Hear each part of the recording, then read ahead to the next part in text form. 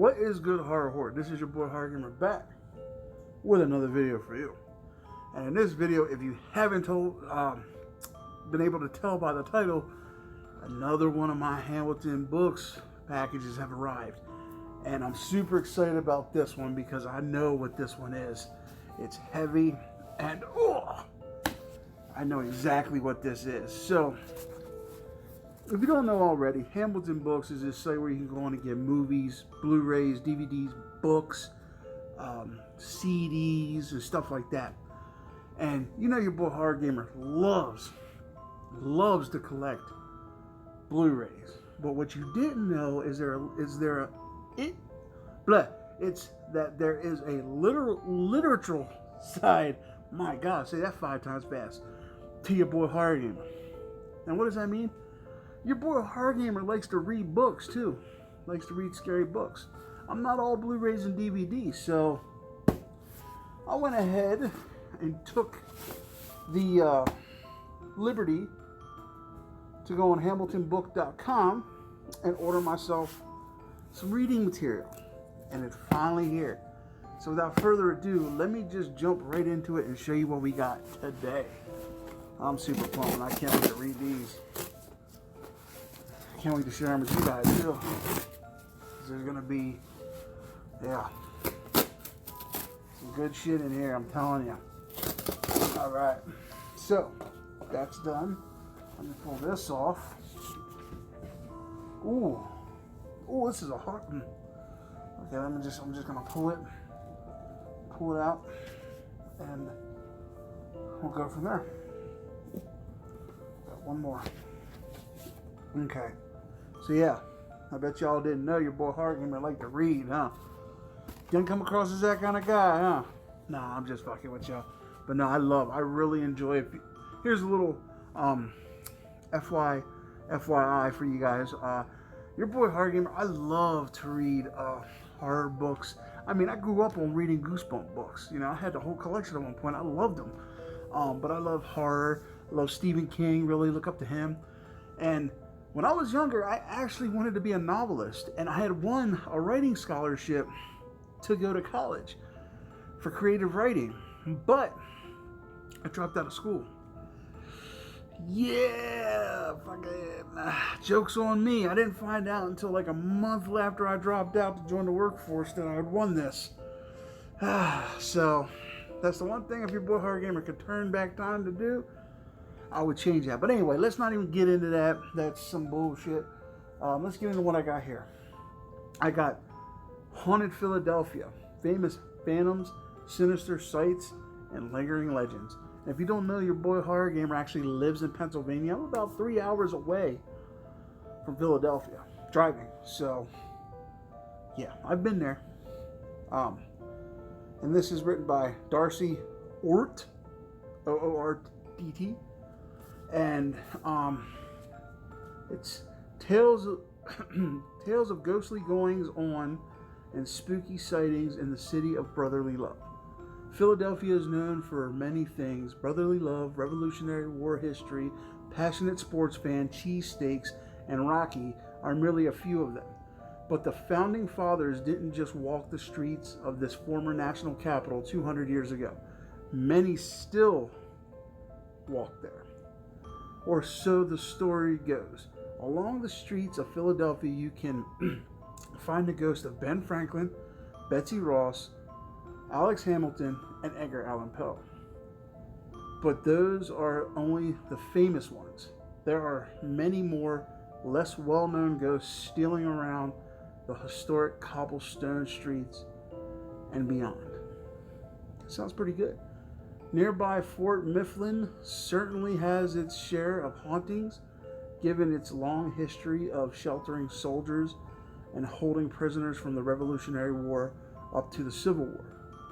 As one of our country's oldest cities, Philadelphia has more than its fair share of centuries-old homes and historic buildings whose former residents are reported to still haunt the hallways and frighten visitors and be seen peering out windows.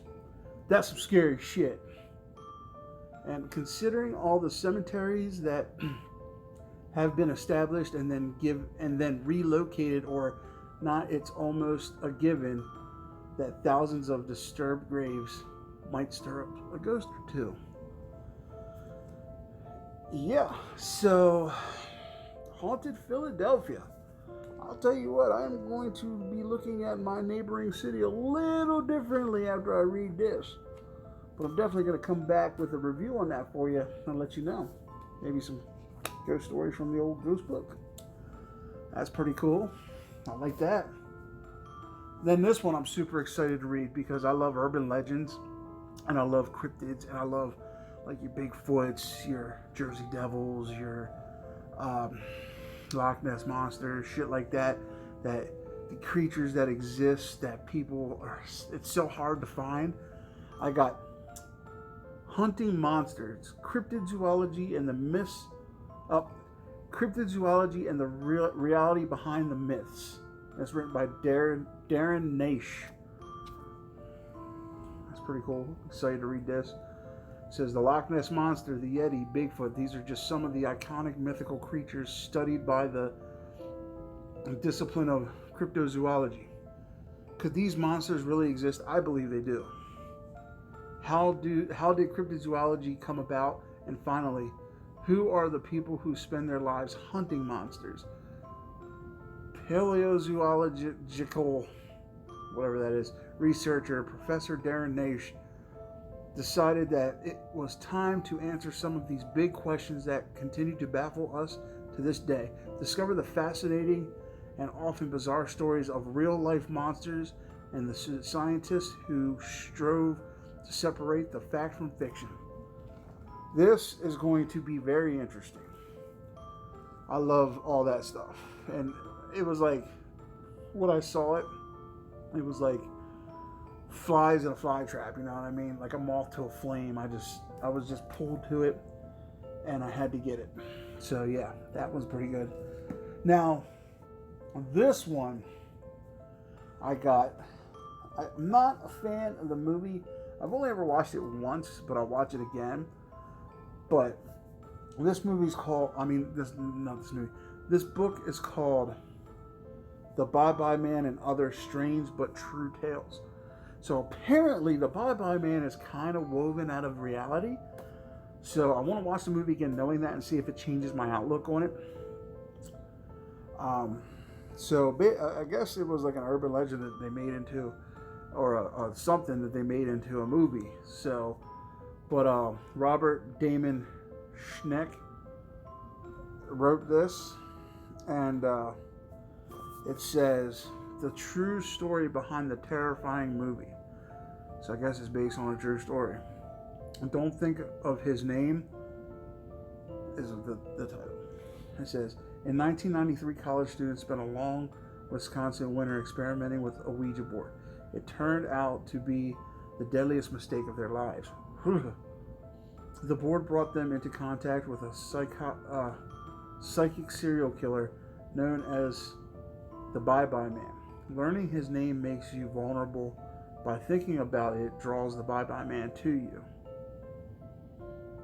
Why the hell would they put that in a book and then not expect people reading it to think of this dude? I don't know.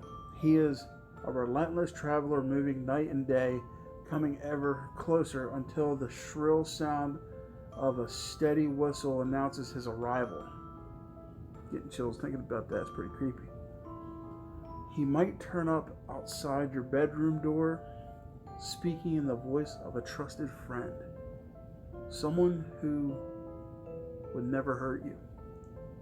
Here is the authentically terrifying true life story recounted by historian Robert Damon Schneck in a chapter of his classic underground collection of Weird Americana, which formed the basis for the major motion picture The Bye-Bye Man. This unsettling tale is accompanied by 7 more chapters of twisted history and includes the author's new afterword, searching for the Bye-Bye Man. So yeah, that looks, hopefully the book is better than the movie. Like I said, I'm going to try to give it another watch, but hopefully the book's better than the movie. Excited to read that. And then finally, I got this monster here. This is called Ghosts and Poltergeists, True Stories from Beyond the Grave. It's almost like an encyclopedia of just greatness, of scary shit that your boy Horror Gamer loves, and I love it. It says, it says, Ghosts and Poltergeists, True Stories from Beyond the Grave. Ghosts and spirits inhabit the world around us.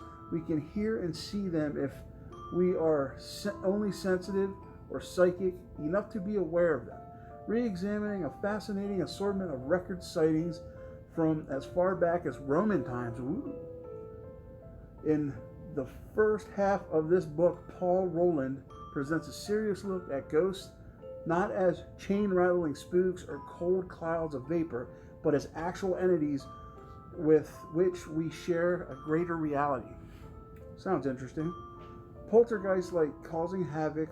They throw things around in people's homes and play tricks with lights or household appliances. Mysterious voices, insistent knocking, and weird shrieking can announce their presence. Or sometimes it's particularly smells with no apparent source. That's pretty creepy. The second half of this book is an exploration by Rupert Matthews of the phenomenon of poltergeists from earliest times to the present day, highlighting the activities of these phantoms, the efforts of researchers to document them, and possible explanations for their bizarre behavior. This is going to be very interesting. This is going to be a good read. Super excited to read this. Ghosts and Poltergeists, True Stories from Beyond the Grave. Yeah, you're just as shocked as your boy Horror Gamer is. Yeah, I know. I like reading. I don't know, but I'm super pumped to read these, bust these out, and then get back with some reviews and some talking points with these. But yeah, so, alright, Horror Horde. That was my horror haul for HamiltonBook.com, and I'm going to leave a description, or not a description, I'm going to leave a link in the description box so you guys can go check it out and maybe start your own little collection. Alright, guys. Love you. Thank you. And this is your boy Horror Gamer saying, as always, don't fear the darkness. Embrace it.